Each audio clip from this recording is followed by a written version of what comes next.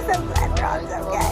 He scared the crap out of us this morning. He did, poor thing. He just, his tires just gripped while he was making a U-turn, and it just flipped. And I thought my heart was gonna explode. honestly, y'all, they have a YouTube channel coming. You're definitely going to want to follow them. This is a good example of why you should definitely follow them. Okay, ease it forward. And it's gonna fall down when it comes.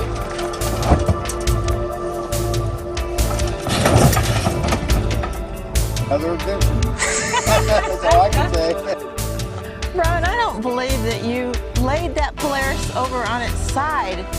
Well, You already rolled it once. I didn't really mean to. I mean, you know, we had taken the Polaris over next door to our neighbors where we were camping, Daniel and Lauren. They have this wonderful YouTube channel called Wander Local, which I strongly encourage you to subscribe to because they're a fun young couple. But they were wanting to take pictures because we'd taken them riding on the Polaris, and I needed to move it out of their way so they could, when they got ready to leave, they'd have an open path to do so. I went over and I got into the thing and I said, well, you know, I'm only going to move it a few feet. And then as I started, I said, it'd be fun to kind of do a donut.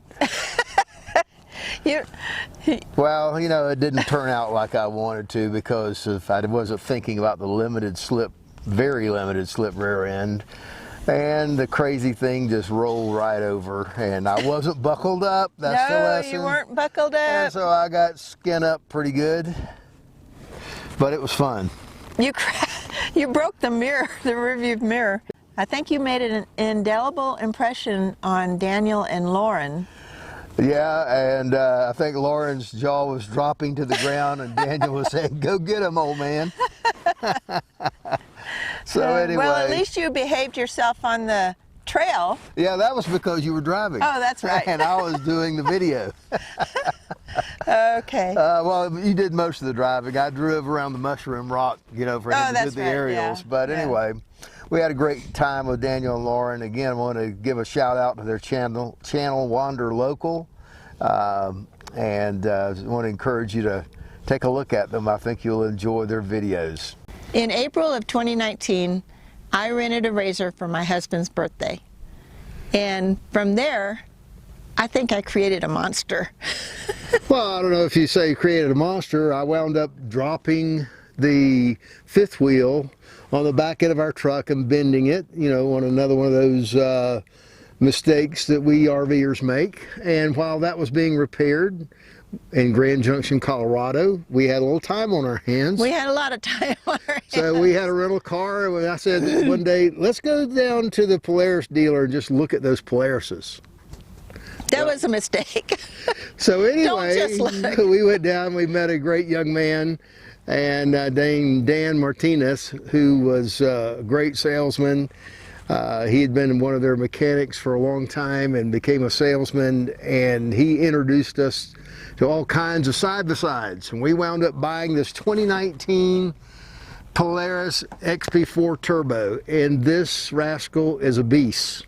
In fact, we named him Rex. Yep, it's Rex. And then when we were in Moab, after owning it for a couple of years, we decided we'd put new tires on. So we put brand new BF Goodrich KM3s, 32-inch tires with beadlock rims, and boy, did we have a great time riding and trail riding in Moab, Utah.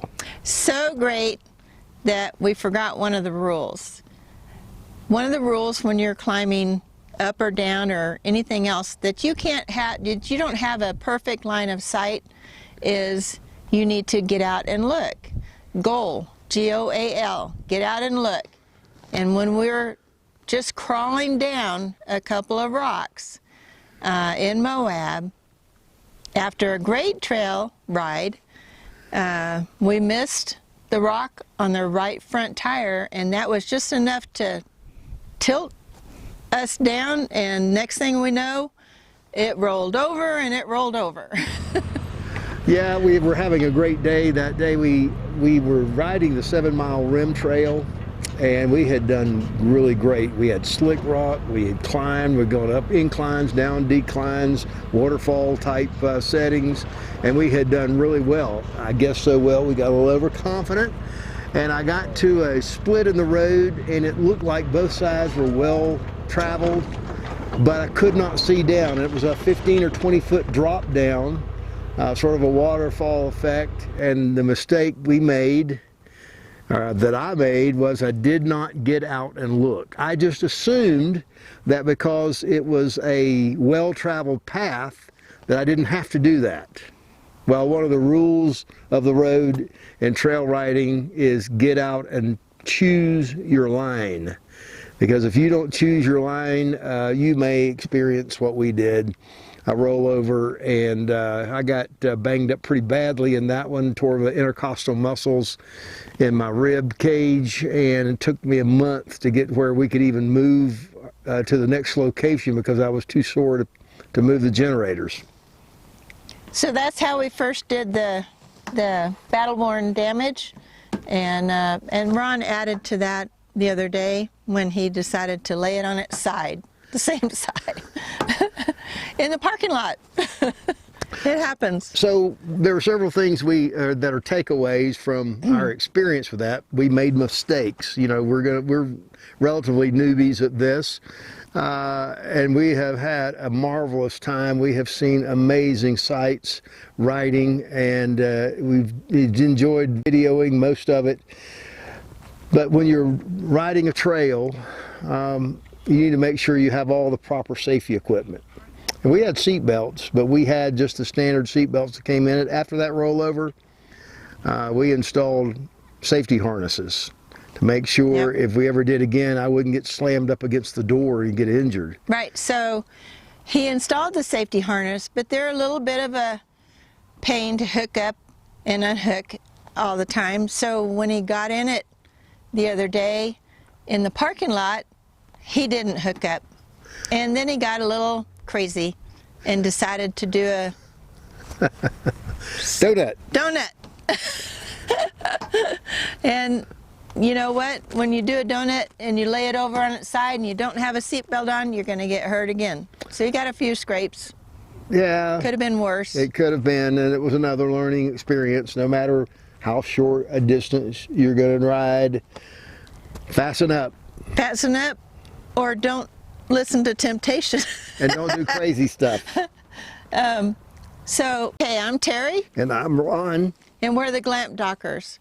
And how we came up with the name Glamp Dockers is, well, we're not exactly camping. We're not exactly roughing it. We have a really nice Solitude 375 res, and a lot of people refer to that as glamping.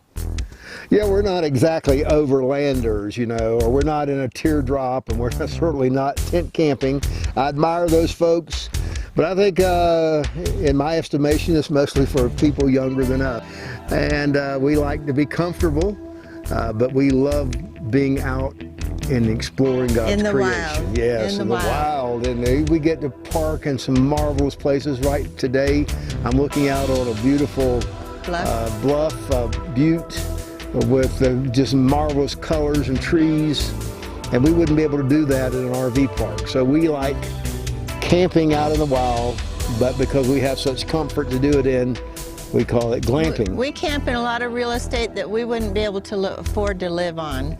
So that's the boondocking that we do, and we're going to make a lot of videos that explain how we do that effectively and efficiently.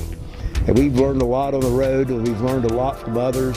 But we have come up with some amazing things that make it very convenient and enjoyable to be boondocking. It works for us, and we hope that it works for you. Okay, until next time, click subscribe to our channel. Don't forget to hit the bell so you get notifications. Alrighty, until the next time, God bless.